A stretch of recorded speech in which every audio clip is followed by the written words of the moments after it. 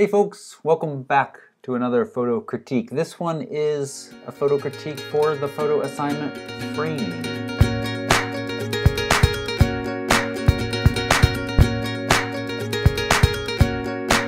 Parentheses, composition, close parentheses. I'm Toby. And I'm Christina. And we had a new method of submission for this assignment, and it was this box, and you all dropped them in here, and we popped them into Lightroom to have a more consistent viewing experience. I think we're going to continue with this method moving forward. You see here the images that we're about to critique. We had to whittle it down and to get rid of a lot of duplicates as folks were figuring out how to follow the naming conventions, and then really try to pick some that we had constructive things to say in one way or another, or followed the guidelines of framing. There was a handful that didn't really seem like they were framing anything so much. And here they are. I would like to, I hope, this is what I'm going to try, to take the remaining ones that we're not talking about in this video, throw them up in a quick gallery post on my site, and give you some quick feedback, because I do appreciate everybody taking some time to participate in the assignments, and I'd like to give you some feedback. We're going to start right here with this one from Corey, which I think may be at first glance not the most obvious example of framing. And that's what I like about it, and I think what makes it fairly powerful. But the first thing, framing aside, the first thing that jumps out at me are the colors in this image. I love that reddish burgundy of the train and that green right there. Those two things really work nicely for me. Then the second thing I notice is how these are leading into the frame, and that there are elements, or leading into the image, and there are elements that reinforce that. The direction they're traveling, the angle the train is coming in, the dock and the boat in the foreground, the lack of sky up above, all kind of brings and pulls this in very tight for me. I like it. I would say that I like the colors as well, and I am not really sure what you are referring to as framing for this one. Do you want to tell us a little bit about what it is exactly that is framed in the photo? Yeah, well, I feel that the dock and the boat act as a bottom element and lead and almost kind of parallel the reflections of the train. The reflections of the train itself frame. You know, you've got the top and the bottom. And again, that angle that's coming in, I think, really does that for me. If it was flat across the top, I think it would have a very different feeling to it. But because it's at the slight angle, that works well for me. Yeah, I can see that. To me, when I look at this photo, the subject or the main thing that my eye goes to, first thing that my eye goes to, is not the train, but it's the little boat at the bottom. And that's what I think is being framed. And it's sort of, for me, it's sort of working. If that was the intention, you know, maybe if you were right, then I don't feel like, you know, this part being cut off is not such a huge deal. And then I also feel like there's a little bit of a dead space right here. Like if you just angle down a teeny bit, you could have compressed this just a little bit, and it would have been a lot closer to this reflection, and maybe this not cut off as much. And but yeah, I mean, the picture's nice. I agree with you about the colors, and I love the reflection of the sky and the water. I think that's really nice and adds some texture. But I'm not crazy about the framing itself in this photo. To me, there isn't any one thing that's being clearly framed. It's somewhat organized. Everything is somewhat organized, but to me, nothing is really framed. Okay. I will say evidence to support your opinion is the fact that I think that Corey, this is sharp focus. So this is what he chose to focus on, and also chose to shoot at a, you know, yeah, we're shooting in manual, chose to shoot at a wider aperture to purposefully soften the background some, and I do see that that background is soft. So that could be true. And I do agree, whether or not you or I are correct, this this should be enough breathing room there, that, or it's cut off, not cut off, and a little bit of breathing room. Yeah. I think the point of bringing this in is a good one as well. I don't think that's such a huge deal, but I mostly point it out because, and I do this all the time. Like I was looking at pictures from this past weekend's wedding, and I just barely cut off the bride's train, or just barely left like a millimeter of room left on, next to the train, and I just was hitting myself for it because it's such an easy thing to overlook. But watch for those kinds of things. Watch for those little details, because it really can make your photo a lot stronger just by making sure you give enough breathing room and don't cut out significant parts of the picture. Yeah. And we've talked about that before, but it's worth repeating that one of the reasons why you want to give a little bit of breathing room is if you're going to print at some aspect ratios, 8:10, there has to be a little bit of cropping. And if you've left yourself no room, you're going to end up chopping things off. Yes, possibly even more. And what I was referring to was, for compositional reasons. But yes, you bring up a good point that you should leave even more breathing room if you plan to print this, or if you think this will ever be printed, just because you will lose like a 1/4 inch. Maybe that's a little too much. But off the edges, you will lose some.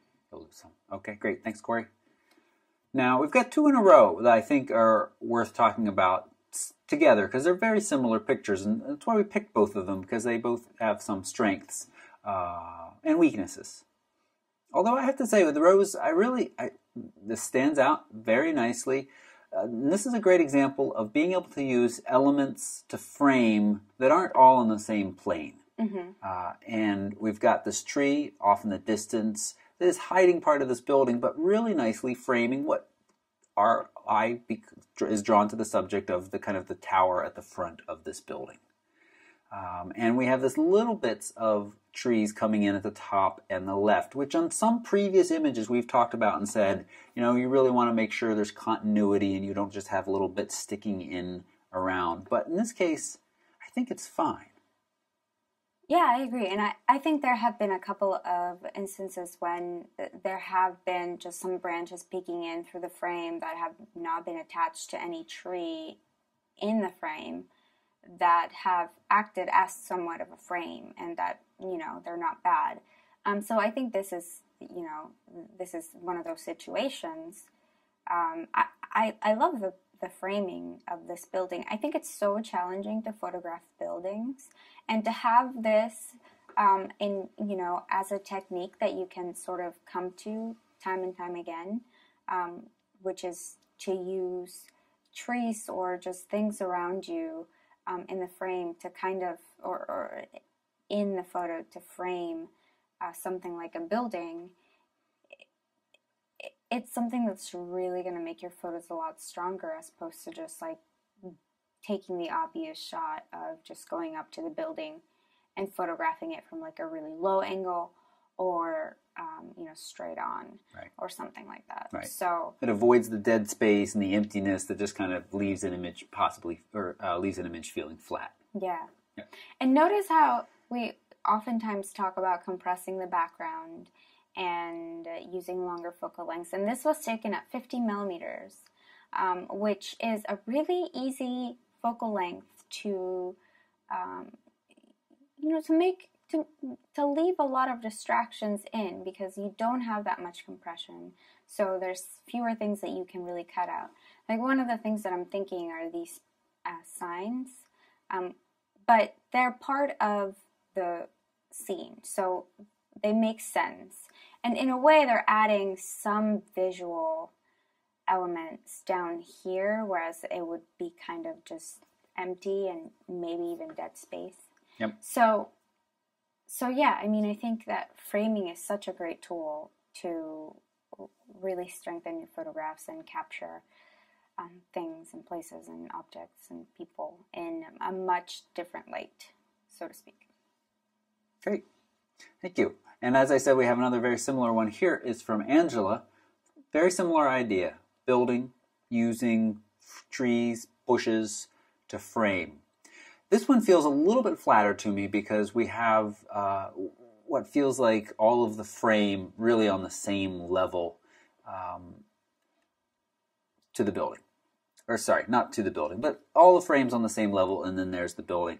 The one thing that I think helps it, though, is it feels really to me like we're really looking up through the space. And that's a slightly different perspective than you'd normally take.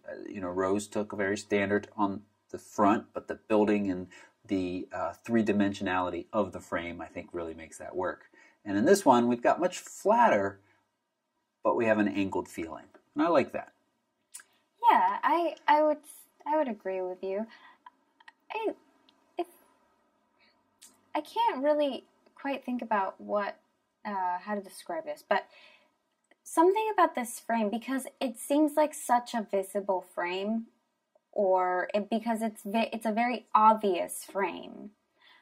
Something about the asymmetry in all of these sides sort of makes it feel a little bit funny to me. Like the fact that it's sort of angled over on this side and that it's just kind of sort of there on this side, and then there's a lot of room here.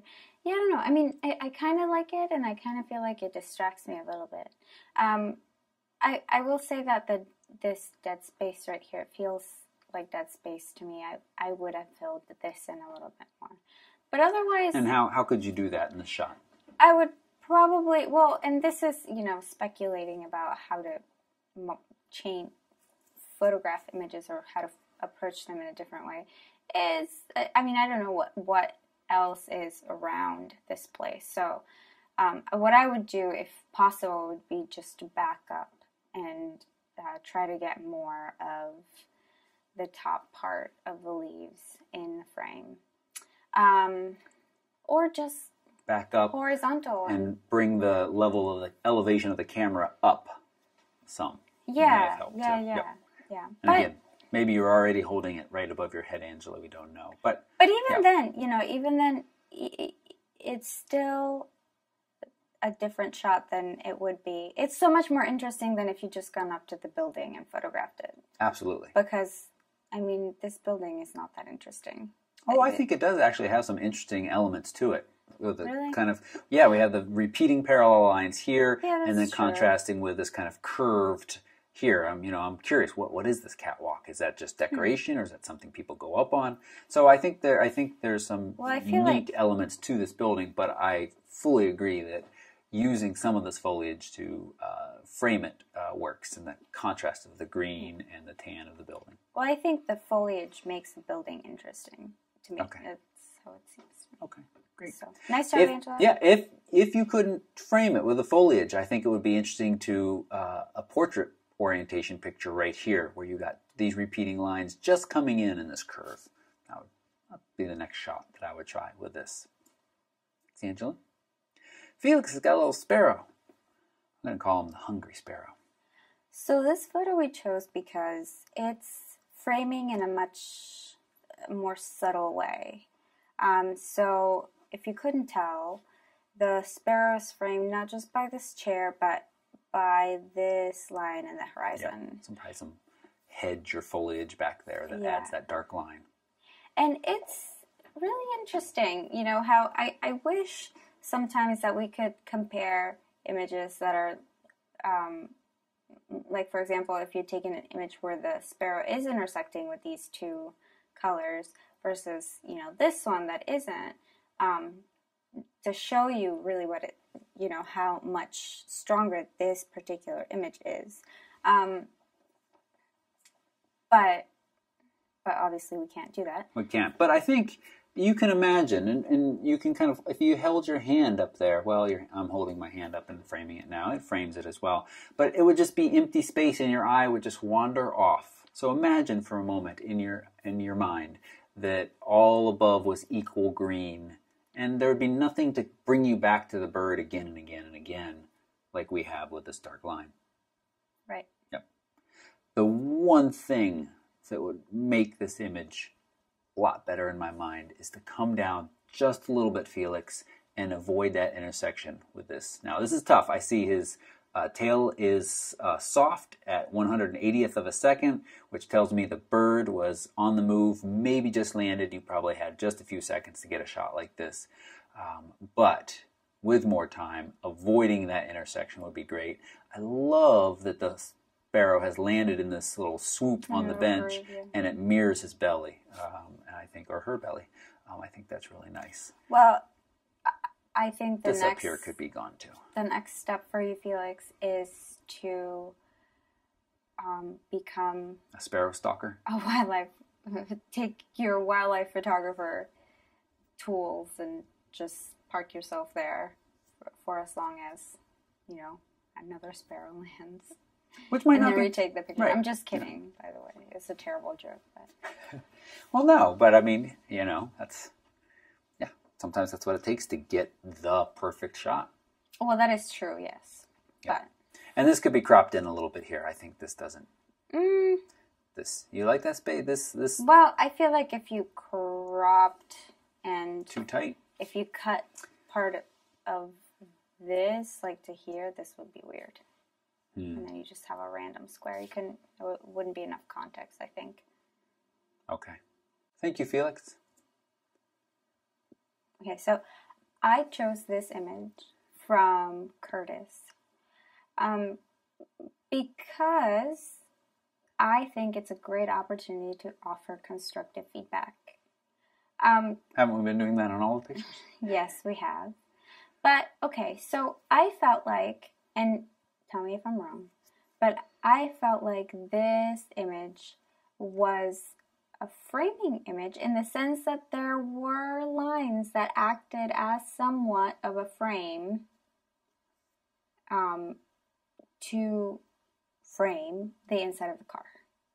But there wasn't any actual, you know, there wasn't much thought put into, you know, what to actually frame.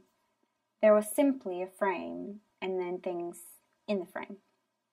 So, just because there's a frame doesn't mean that you've got a strong picture. You have to really think about what it is that you're highlighting, what it is that we should be looking at. Like, I'm looking at this photo right now, and I love the colors. I think this is a really cool vehicle, but I am not sure what I'm supposed to be looking at. Am I supposed to be looking at the wheel, or this, or that? I mean, is this what you meant to frame, this little thing? Which, if you did, I mean, it's very obviously framed, but there's also just so many other things that are kind of interfering that aren't nicely placed, that I just don't, it's not enough of a strong subject to make me think that that's what you meant to frame. It's a tricky image. There's so many lines in this image, and the dash of this car, very cool, is very busy. And I feel a little like this would benefit from going back to that assignment of double take, where he said, come up to a scene, take the shot, and look at that and think, what really do you want to be and I'm saying same thing Christina just did, but what do you really want to be the subject in here, and really make sure that is highlighted, to get in close, fill much more of the frame with your subject, which is a little tricky when you're trying to also frame it, but that's important.